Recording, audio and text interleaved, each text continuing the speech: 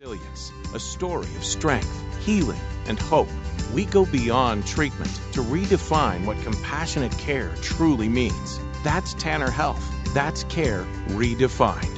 Learn more at tanner.org. Do the math. At Oak Mountain Academy, our average graduating class has just 12 students. We celebrate a 100% graduation rate with more than $10.5 million in college scholarships offered. Plus, 96% of our students are accepted into their top choice college. Do the math. Can you see the value of an OMA education? I'm Patrick Uran, head of school at Oak Mountain Academy, and I'm here to help you do the math. For more information, visit us at oakmountain.us so that you can discover your journey on the mountain, where every path leads to purpose.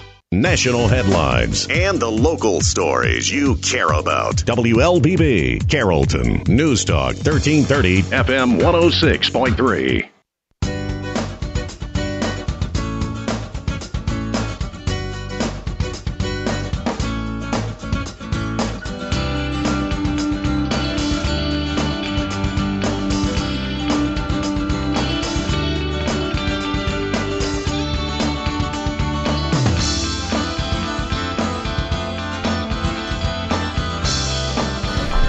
Well, good Wednesday morning. Welcome to the WLBB Community Voice here on News Talk 1330 FM 106.3, streaming live online at newstalk1330.com. This morning, we are on the News Talk 1330 WLBB Facebook page. You can see my lovely young guests, and I'll introduce you to them in just a second. Both of them are graduates of Carrollton's Carver High School. We'll talk about exactly what that school is. Go Jackets. Gladys North is sitting to my right. She's one of a few surviving members of Carver High's class of 1956. And Carolyn Gray, she's curator of the Carver High Traveling Exhibit. And that is open right now at the Villa Rica Public Library, right through the month of February. Yes, and I'm from the class of 65. 65, I'll put that down there too. Both of you. I mean, the best year. You can't. Well, ladies, thank you for coming out this morning. Thank you. And good morning. Good morning. There's a couple things you wanted different directions. We've done this show every year for like the last decade or so, and we've tried to tackle all kinds of topics and different things. I think today you wanted to focus on just reminding people who George Washington Carver was, and we want to focus on the 70th anniversary of that class of 1956. Well, this year we are acknowledging the class of 1956 because it's their 70th anniversary year. Last year was the 70th anniversary of the first graduating class, and 56 was the second graduating class. So today we're going to acknowledge all of the members. And also, I thought it was about time to acknowledge George Washington Carver because everybody knows that the school was named Carver High, but nobody knows anything about George Washington Carver. Well, a lot of people do. He's what the people used to call the Peanut Man. He created 300 different things from peanuts as a way to demonstrate to the farmers there near Tuskegee, which was where his lab was, that by rotating their crops and doing other kind of things to add nutrients to the soil, growing peanuts and yams would be more profitable than growing cotton. And everybody said, well, that doesn't sound right. So then he proceeded to invent all these things from peanuts. 300, from everything from peanut. Well, he didn't do peanut butter. They say that wasn't his. But all kinds of makeup, food, different kinds of dishes. He did substitute, like fake meat, vegetarian meat, I should say. He even had a formula for nitroglycerin from peanuts. So I wanted us to bring George Washington Carver forward. And one of the things that I'm doing with him is we've got a lot of students coming to see the exhibit. And this year I put out a challenge of the wildest dreams, inventions challenge to all of the students that's coming. So I told them there's no boundaries. It doesn't have to be made of any known substance, but just give us your wildest dreams invention, and we got some doozies. One was very practical, and one of my favorites is the Taco Bell vending machine. Right beside the Pepsid MC or the Pepsid anti. I don't, we didn't get a chance to interview him as to how that was going to work.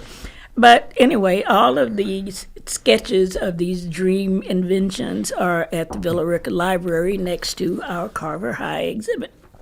Very nice. George Carver was born. He was born into slavery. He was born in slavery. And he sought out schools. I mean, they were far, far, far away. Look, when he was 8 to 10 years old. Yeah, he started walking, looking to be accepted in schools in order to become educated, because he was very fascinated with plants and the natural world. And he became an artist because he loved drawing all of these plants and landscaping things. But he went on to become like the world's foremost specialist on horticulture. He became an amazing artist. He had art exhibits at the Chicago World's Fair. I think it was 1893. This was amazing, man. He was always doing stuff. Never married, so we don't have any descendants to follow. But all of his work and records and his body actually is at Tuskegee. Yeah. And they own the rights to all of his images and everything. Did you know who he was in the 1950s, 1960s? When they named the school, well, I try to tell kids this, but they don't. They kind of look at me, give me the fisheye. But back in the day when Carver High was built, the white school boards were in charge of everything. I mean, the black community had no say in anything, really. We did have trustees, but, they were very limited in what they could do. So when they built the school, there were only so many prominent, well-known African Americans that the white powers that be found acceptable. Was Jackie Robinson one of them? No, this was way before. Was that way before? Well, Jackie Robinson was around, but so most of the schools all across the country were named after about 5 prominent black men. No women, as far as I know. So I'm over at the library, and every day people come in, and they're talking about Carver High, and they said, well, most of them are talking about a Carver High in Atlanta. And I said, well, there was a Carver High out here. I said, yeah, there was a Carver High in almost every town in America. There was a Carver High. So I thought, well, we should know more about the greatness of George Washington Carver. Now, Washington, I think, I'm not sure that was even his middle name. What I read is that somebody had asked him what the W stood for, and they said, Washington? And he said, sure. Well, that's kind of one of those things that came out of emancipation. When the slaves were free, they had not been known by a last name. They were the property of someone, and they were known as their property. They didn't, they only had first names. So when they were Carver's George is what they had to call him, right? Yeah. So when they were free, they chose last names, and there's a lot of Washingtons and Lincolns. Yeah. Like that. Yes. Well, the public, are they able to go to the library then and see this, or are the times all booked up with schools? Or No, they can come anytime. We have dates for the students, but they're only there for an hour per group, and they don't take up all of the time. So it's like next week I have about 4 groups coming, but they're coming hour or two between them and on different days. So the public has free access to it. And the library, it's regular library hours from 9 until 7, Monday through Thursday, and 9 to 5 on Friday, 9 to 2 on Saturday. closed on Sunday. All right, we're going to take our break here. Let me ask you one question before we go to the break, and then we'll come back. And you need one to mention every student, 1956. There's only 50 of them in that class, but we'll do that. But where was the school located here in Carrollton? And I guess every student in Carroll County was bused to that one school, right? Right, because, this was after the Brown decision. And they had to build a school because the southern states, most and Georgia, they did not want to comply with the Brown decision. And so they wanted to stick with separate but equal. But in order to even have that be reasonably applied, they had to put us in better schools. So Carver High was built in 54, and the 4 elementary schools were built around that time up until about 57. So I forgot the question. Yeah, I did too. So it was the school that you integrated to other schools, and was it 69? Well, okay. So Brown decision said that segregated schools was unlawful and unacceptable, but they did not set a time for the schools to be desegregated. So the southern states drug it out with the Southern Strategy. So in 1965, the year I graduated, they came back. The federal government came back to the southern states around January and told them, you have had 10 years to comply and you have not. So you will close your schools this year or integrate them by fall. So 65 was the last one? No. 66, no? No, no. So they had to come up with a plan. Yes. And not just say we're going to do it, but, because we've heard that for 10 years. So they came up with a plan, and every school district in the state of Georgia had to have a plan. And I think it was, I don't know which county, came up with a plan that the government accepted, and pretty much everybody copied it. And it was a 5-year plan that began with the high schools. These were all of the consolidated, all black high schools all across the state. The students that were attending those schools had the option to now attend the school closest to their place of residence. So generally, the formerly all-white schools. But there was no muscle behind that. It was on the students and the parents to make that move. So that began in the fall of 1965. And here in Carroll County, I think Temple, well, I know Temple because my youngest sister and brother were the ones that integrated Temple High. But Temple, Carrollton, and I think Bowden integrated that year. I don't know about Villa Rica because we could never get the right records from them.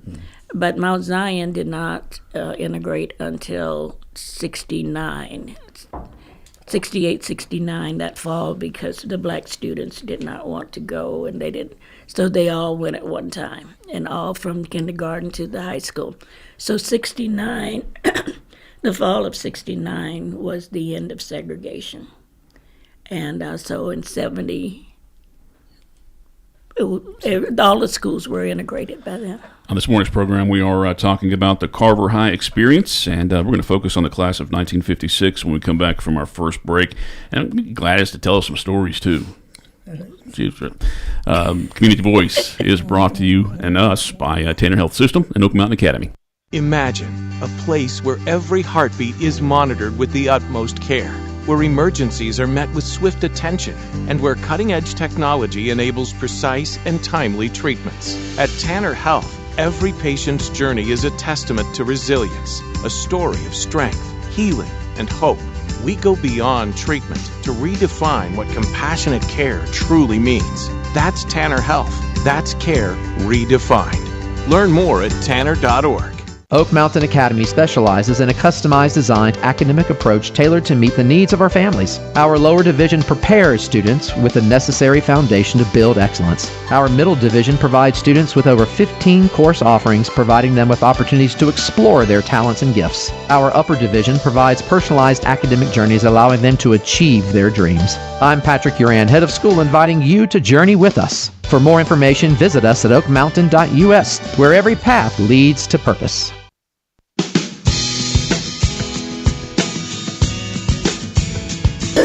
844, welcome back to the Community Voice, News Talk 1330 FM 106.3. My name's Colin Worthington. My guests this morning are graduates of Carrollton's Carver High School.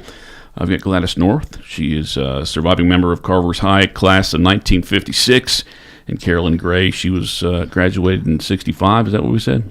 Yes, and homecoming queen. And homecoming queen. We say that every and show, salutatorian, Carolyn. but give me all my props. You're right. You're right. You're also the curator of the traveling exhibit that celebrates Carver High School, and it's up at the Villa Rica Library, and everybody's invited to see that. This year's exhibit is going to focus on the class of 1956, so we're going to spend some time talking about the class of 1956 as well. I know you definitely wanted to read out some names and put them out there, and then we're going to get Gladys to tell us all about her personal experience out there. So, all right, so let's start off with you say you wanted to read some names from 1956. Well, yes, I feel like we should acknowledge the class of 56. You know, this is their 70th year, anniversary year, so all of us. I mean, last year was my class's 60th year. Mm-hmm. So, well, was it a big deal when Gladys graduated at 2 years old? No, yes, it was. It was historic. Yeah. Okay, but we want to read all of the names because we miss these people. And so we're going to start with Gladys.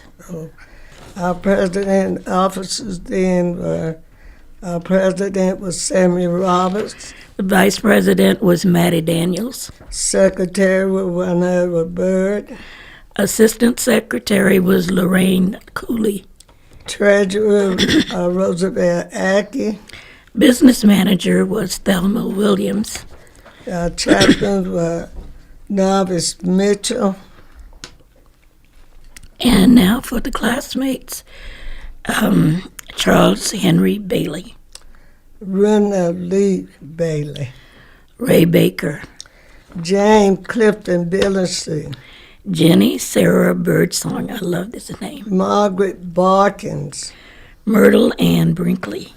A.J. Brewer. Betty Bernice Bird. Lincoln Bird. Buena Chisholm. Mabel Dodge Shivers. Monica Chivers. William Lewis Cook. Jessie Mae Cosby. Miller George Cox. Willie George Daniels. Lord E. Dobbs. Carrie Zell Dukes. Lurleen Virginia Eckers. Grady Leroy Gamble. Joe Lewis Hardy. Gladys Joyce Holland. Lord Houston.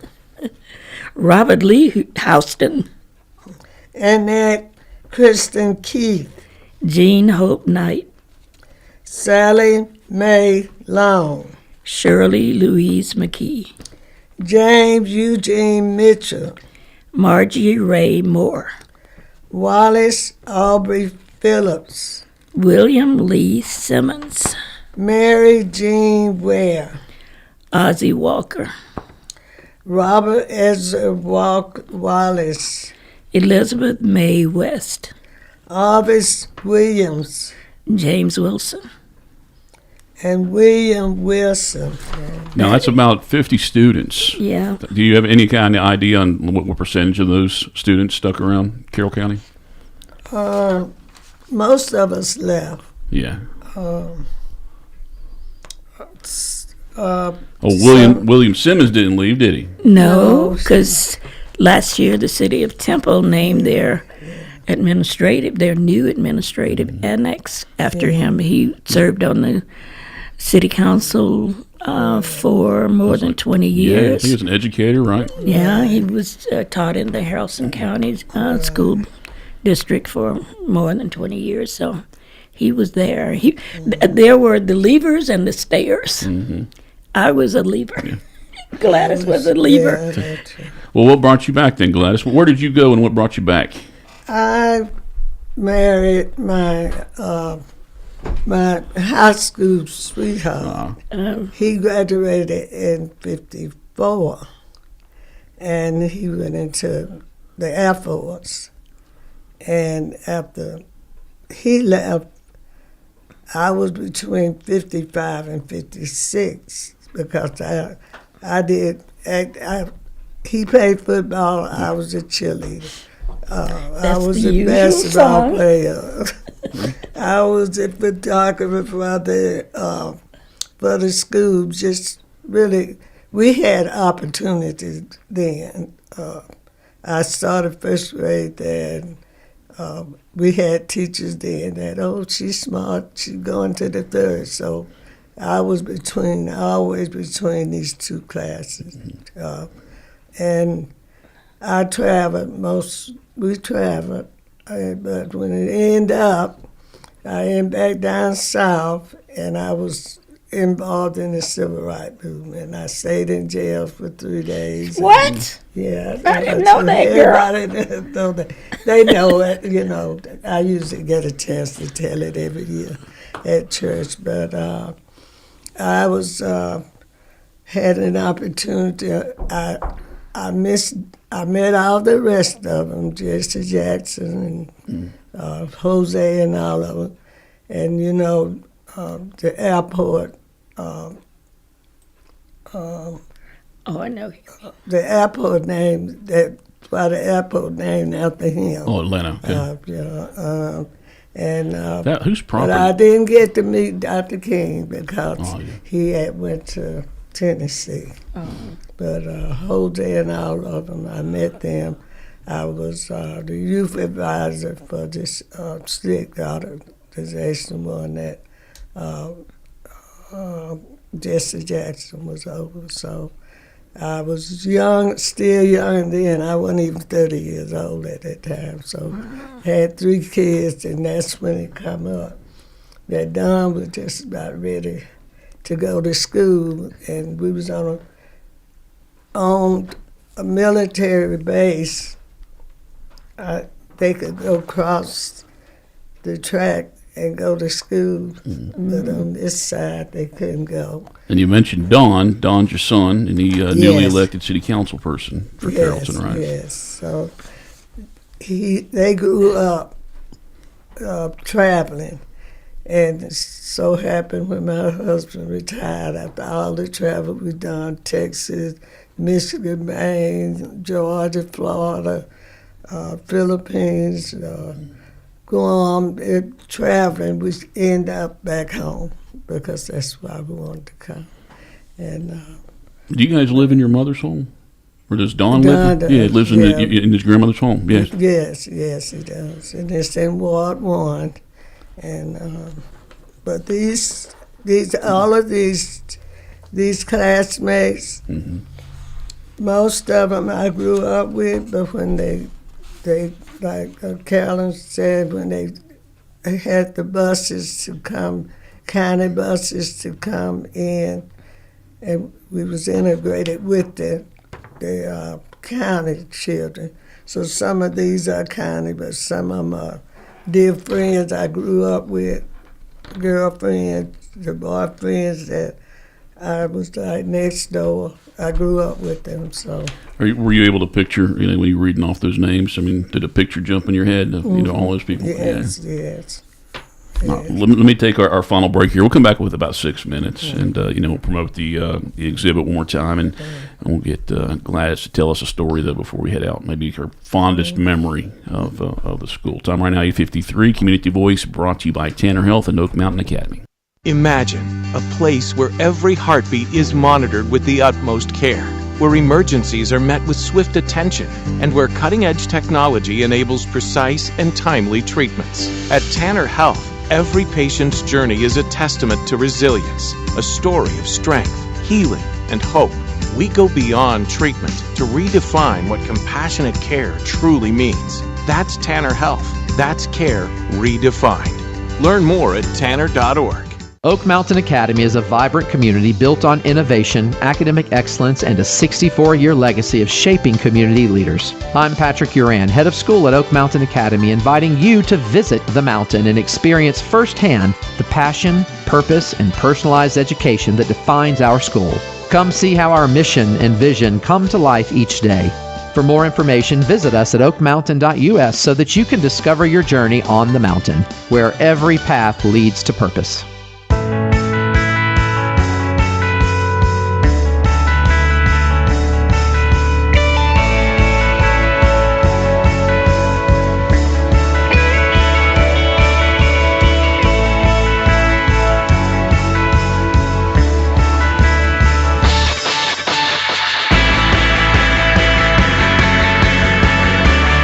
All right, 8:54. Welcome back to the Community Voice. Carolyn Worthington, along with two guests this morning. Both of them are graduates of Carver High School. Carolyn Gray, she's the curator of the Carver High Traveling Exhibit. It's on display right now at the Villa Rica Library. And Gladys North, she is a surviving member of Carver High's class of 1956. During that last segment, these ladies named every graduate of that class. Yes. 50 names there. Gladys, we probably have about 4 or 5 minutes left. I mean, do you have a in particular memory, or you just have an overall feeling of your time at that school and the experiences that you shared? I'm curious about the books even. Where did the education, the books come from, and were they hand-me-downs from other schools, or? I'm curious about the cheerleading. Well, one thing when you start talking about Dr. Washington, we had like a tri-Hawaii. The principal that we had was a principal that wanted us to know our history. He also, when I said that he moved the building from down in Griffin to be a classroom, and that's what he did. We grew up, even Mr. Chalker was the superintendent then, and I think they had a good relationship because when we played ball, I played basketball. I've always been we've been this side, but that didn't matter then. We played ball. We won championships. We went on. We went to Florida one year on the Florida line to state championship, and our boys won the championship. I think Carolyn gave me a hat or something from celebrating the Hornets championship. Right. We did that. We had the first cheerleader uniform we had. Some of the parents made them, but the next year, because I cheerleaded 3-4 years, we had outfits. When we had our first band, we only had my husband played it, and it was only a drum. We went to Rome, but we marched. So, but later on, we were able. The band, Mr. Ramsey, wife, one of our teachers, his wife came from Florida, and she was they were the band director, and we did get uniforms. We used to have to be on a bus that you almost had to push it all the way, but we made it out there. They would get off and push and get on, but we would always make it to where we were going. Gladys, I think we need to have you on for your own show later on this year and talk more. We got a minute left, so is there anything else you want to throw out there, Carolyn? You were telling me earlier about the historic names that you've had come in and talk about historic things, but when Gladys mentioned the superintendent Chalker, now he was superintendent, but his wife was Susan Hayward. Oh, that's right. Okay, that's what I was familiar. Not not the same one. Not okay. that Chalk. Not that Chalk. That was the Chalk that had the Oldsmobile. Was her husband. This Chalk stayed right on Dixie Street on the red light. to the left. And that house is still there, no one living. Carolyn's lost all credibility now. Oh, well. Hey, it took 10 years. But, I was trying to get you in there, Susan. ladies, thank you very much for coming in. And again, everybody remember the Carver High Traveling Museum exhibit is on at the Villa Rica and it'll be Public there Library. For through the end of the month. Yes, come by and see it. Absolutely. Thank you for coming out. Thank you, both you ladies, and good luck with that. Thank you for watching and listening to this morning's Community Voice here on News Talk 1330 FM 106.3. I believe tomorrow we're going to have a rerun because I need to go to the Carrollton City Council work session in the morning, so I don't know which one we'll dig up for tomorrow. But then on Friday, even though I promoted it a week early, we got Don Levins as he celebrates his 95th birthday on Friday's program. Community Voice always brought to you by Tanner Health and Oak Mountain Academy.